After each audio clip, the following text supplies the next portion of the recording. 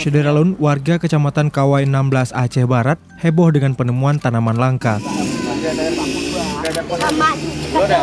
Berlokasi di Desa Pungki, tanaman yang dikenal dengan sebutan bunga bangkai ini tumbuh di perkarangan rumah M. Jani Jana.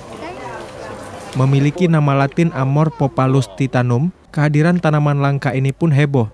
Menurut M. Jani, penemuan berawal saat ia mencium bau busuk dan menemukan sumbernya dari bunga tersebut. Ibu dah ada ni ya. Yang tangki ibu dah mati ke? Tangki ya. 15 tahun. Taunya apa ada bau? Taunya bau. Waktu bau cari. Waktu kita cari, tahu bunga ini mau bau. Udah berapa hari, Pak? Kira-kira 2 hari lah.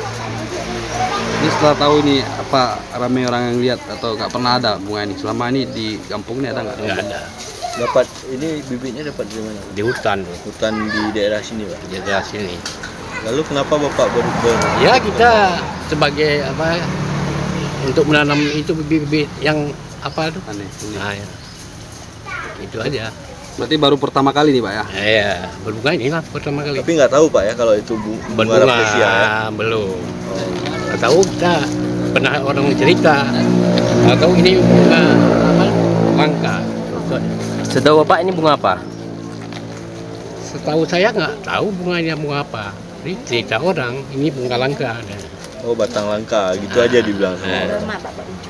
Penemuan ini pun kemudian menjadi tontonan menarik bagi warga yang ingin melihatnya secara langsung.